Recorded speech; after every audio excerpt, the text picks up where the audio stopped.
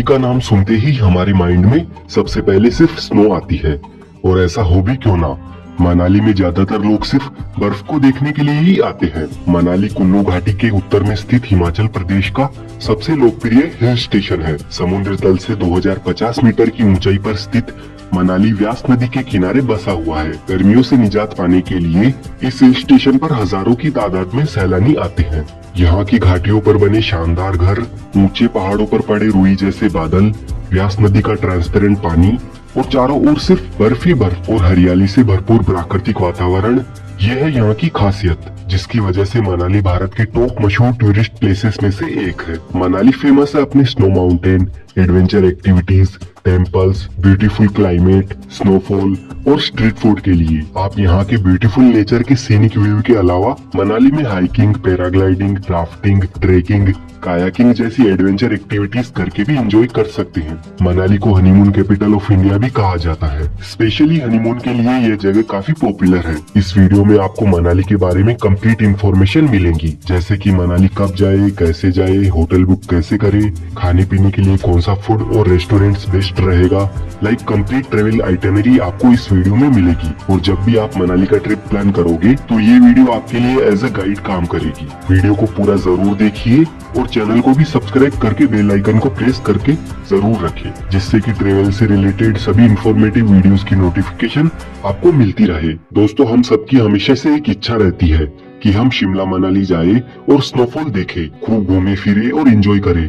लेकिन जैसा हम चाहते हैं वैसा हो नहीं पाता है, क्योंकि कुछ पैसे बचाने के चक्कर में आप अपने ट्रिप की टेंशन का लोड अपने माइंड पर डाल देते हैं, जिससे ना तो आप ठीक से घूम पाते हैं, ना ही आपका पार्टनर। होटल बुकिंग की टेंशन, बढ़िया खाना कहाँ मिलेगा, बस छूट जाएगी, ये वो, इतना पैसा खर्च करने के बाद भी सब कुछ पानी में चला जाएगा। अगर आप शिमला मनाली घूमने आते हैं और टेंशन फ्री होकर अच्छे से रिलैक्स होकर घूमना चाहते हैं, तो मैं आपके लिए लेकर आया हूँ एक बेस्ट ट्रेवल।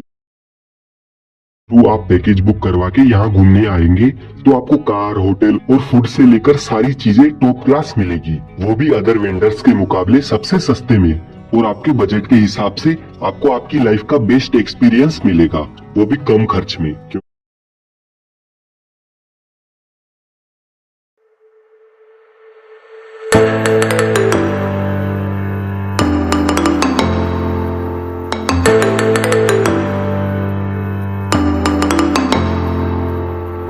मनाली में एवरी ईयर लाखों टूरिस्ट घूमने के लिए आते हैं। मनाली आप बाई रोड, बाई ट्रेन और बाई फ्लाइट पहुंच सकते हैं। बाई फ्लाइट अगर आप आना चाहते हैं तो यहाँ का nearest airport Kullu Manali airport है। यहाँ की फ्लाइट लेकर आप आ सकते हैं, लेकिन फ्लाइट लिमिटेड ही रहती है। कुल्लू एयरपोर्ट से मनाली की दूरी सिर्फ 50 किलोमीटर है, जिसे आप बस या टैक्सी से तय कर सकते हैं। ट्रेन से आप आना चाहे तो मनाली का nearest railway station Chandigarh railway station है, जहां तक आप ट्रेन से आ सकते हैं, और आगे का सफर बस या टैक्सी से तय करना होता है। बाई रोड आप अपनी कार से, वोल्वो से, ऑर्डिनरी बस से या फिर कैब से आ सकते हैं। दिल्ली टू मनाली वोल्वो के चार्जेस 2000 रुपए के अप्रोक्स रहते हैं, और HRTC बस के चार्जेस ऑर्डिनरी बस के 910 रुपए होते हैं, और AC वोल्वो का चार्ज 1635 रुपए का होता है। वहीं चंडीगढ़ टू मनाली वोल्वो के चार्जेस 1100 रुपए और HRTC बस के चार्जेस 638 रुपए रहते हैं। लेकिन दोस्तों, मनाली के लिए डायरेक्ट बसेस लिमिटेड ही चलती है, इसका आप ख्याल रखना।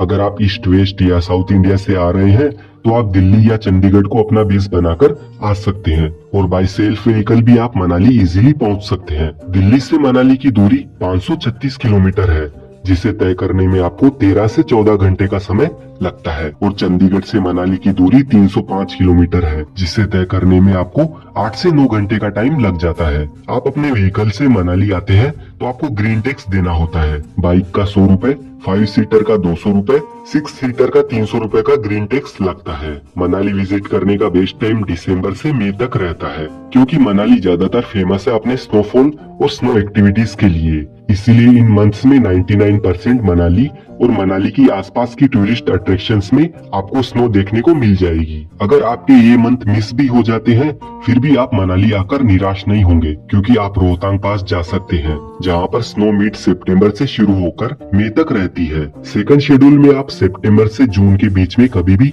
मनाली आ सकते हैं। बस आप जुलाई और अगस्त अवॉइड करें, क्योंकि इस टाइम रेनी सीजन रहता है और लैंडस्लाइड का खतरा भी बढ़ जाता है। मनाली में स्टे स्टे करने के लिए होटल की बात करें तो एवरेज होटल आपको 1500 से 2000 की रेंज में मिल जाते हैं। अगर आप मॉल रोड पर होटल लेते हैं तो रेट थोड़े हाई हो जाते हैं। अगर आप चीप होटल लेना चाहते हैं तो मनाली रोड से 2 से 3 किलोमीटर के डिस्टेंस पर आपको होटल मिलता है, जो आपको 1000 से 1500 की रेंज में मिल जाएगा। अगर आप पीक सीजन में यहाँ आते हैं यानी समर में, तो ऑनलाइन होटल की बुकिंग करवा कर आए। लेकिन वैसे आप ऑफलाइन भी होटल ले सकते हैं, लेकिन होटल कभी कभी एनी टाइम बुक ही रहती है, तो इस बात का भी आप ध्यान रखें। मनाली में कैसे घूमे, तो मनाली में कुछ पॉइंट्स वॉकिंग डिस्टेंस पर ही है जिन्हें आप चलकर ही कवर कर सकते हैं, और कुछ जगहों पर आप बस, कैब या बाइक रेंट पर लेकर जा सकते हैं।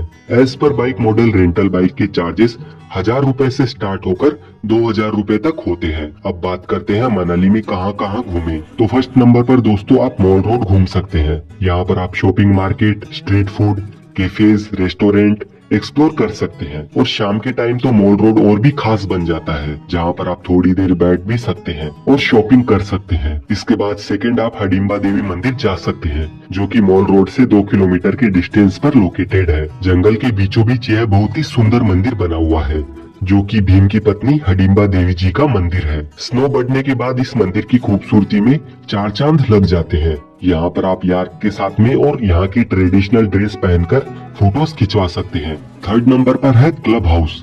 क्लब हाउस की एंट्री टिकट 25 रुपए है। यहाँ पर आप शॉपिंग कर सकते हैं, ब्रेकफास्ट लंच कर सकते हैं, क्लबिंग कर सकते हैं, साथ ही रिवर क्रॉसिंग, स्काई साइकिलिंग जैसी एडवेंचर एक्टिविटीज भी कर सकते हैं। फोर्थ नंबर पर आप वन विहार आ जाए। मॉल रोड के जस्ट पास में ही ये वन विहार मौजूद है। वन विहार काफी बड़ी जगह में फैला हुआ जंगल एरिया है। इसकी एंट्री टिकट 50 रुपए एडल्ट के लिए है। यहाँ पर आपको काफी बड़े बड़े और बहुत सारे देवदार के पेड़ देखने को मिलते हैं। साथ ही इस वन विहार में काफी सारे जानवर भी पाए जाते हैं। यहाँ पर आकर भी आप कुछ फन एक्टिविटीज कर सकते हैं। फिफ्थ लोकेशन है बौद्ध मोनेस्ट्री। मॉल रोड से सिर्फ 1 मिनट के वॉकिंग डिस्टेंस पर ये मनाली की फेमस बौद्ध मोनेस्ट्री बनी हुई है। ये भी काफी प्यारी जगह है, तो यहाँ पर भी आप आ सकते हैं। 6th लोकेशन पर आप आ जाए सोलांग वैली। सोलांग वैली मनाली से 13 किलोमीटर की दूरी पर स्थित है। सोलांग वैली की हाइट 2560 मीटर है। सोलांग वैली फेमस है अपनी स्नो एडवेंचर एक्टिविटीज के लिए। यहाँ पर आप ice skating, parachuting, paragliding, trekking, snow motor bike ride, skiing, tube slide, zip line, yak ride, ATV enjoy कर सकते हैं। साथ ही यहाँ पर स्नो में एंजॉय करने के लिए रोपवे भी है। रोपवे में जाने के लिए 750 रुपए पर पर्सन के चार्जेस हैं। ऊपर जाकर आप स्नो देख सकते हैं और फोटोग्राफी कर सकते हैं। अगर आप सोलांग वैली में पैराग्लाइडिंग करना चाहते हैं तो पैराग्लाइडिंग के चार्जेस शॉर्ट फ्लाई के 1000 रुपए और हाई फ्लाई के 3500 रुपए है। 7th लोकेशन पर आप अटल टनल आ जाए। अटल टनल आते समय रास्ते में आपको स्नो देखने को मिलती रहेगी, जिससे आपका सफर और भी मजेदार बन जाएगा। अटल टनल 9 किलोमीटर लंबी टनल है, जो कि रोहतांग पास के नीचे बनाई गई है। रोहतांग पास में ज्यादा स्नोफॉल होने के कारण लाहौल और स्पीति का एरिया मनाली से कट जाता था। मनाली लेह लद्दाख हाईवे को भी नवंबर से अप्रैल तक बंद करना पड़ता था और कनेक्टिविटी पूरी तरह से बंद हो जाती थी।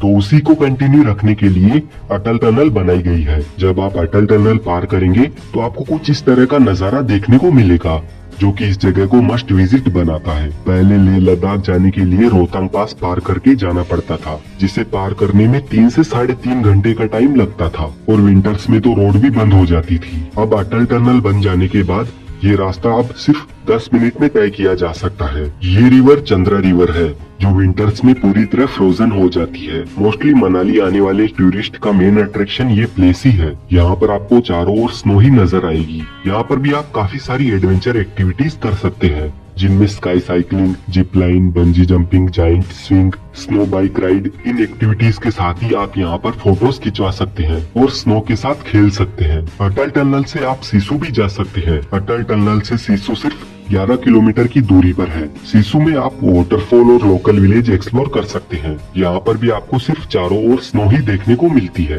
फूड की बात करें तो मनाली में आपको काफी सारे street food points, cafe, restaurant मिल जाएंगे। वेज और नॉन वेज फूड दोनों के ऑप्शन इजीली अवेलेबल रहते हैं। यहाँ का खाना काफी अच्छा होता है और हर टाइप की वेराइटीज आपको यहाँ पर मिल जाएगी। मनाली घूमने के लिए आपको 3 दिन चाहिए होते हैं। डे 1 पर आप मॉल रोड, क्लब हाउस, देवी हडिम्बा देवी टेम्पल, वन विहार एक्सप्लोर कर सकते हैं और ये सभी प्लेसेस मॉल रोड से 2 से 3 किलोमीटर के एरिया में ही लोकेटेड है, जिन्हें आप बाय वॉक ही कवर कर सकते हैं। डे 2 में आप सोलांग वैली जा सकते हैं, जहाँ पर आप स्नो को देखने के साथ ही काफी सारी एडवेंचर एक्टिविटीज कर सकते हैं। डे 3 में आप अटल टनल और सिसु जा सकते हैं, या फिर आप गर्मियों में आ रहे हैं तो रोहतांग पास आप 3rd डे में कवर कर सकते हैं। अगर आप शिमला मनाली घूमने का प्लान बना रहे हैं थ्रू हनीमून पैकेज से लेकर फैमिली पैकेज तक आप टूर पैकेज बुक करवा कर आए, जिसमें आपको बेस्ट लोकेशन पर best hotel room, best food की फैसिलिटीज मिलेगी, वो भी आपके बजट में। एक बार आप चेक जरूर कीजिए, ये है कार्ड और उनकी सारी जानकारी आपको वीडियो के नीचे डिस्क्रिप्शन में मिल जाएगी। दोस्तों वीडियो अच्छी लगी है तो वीडियो को लाइक करें, कमेंट करें, शेयर करें और चैनल को सब्सक्राइब जरूर करें। मिलते हैं आपसे नेक्स्ट वीडियो में।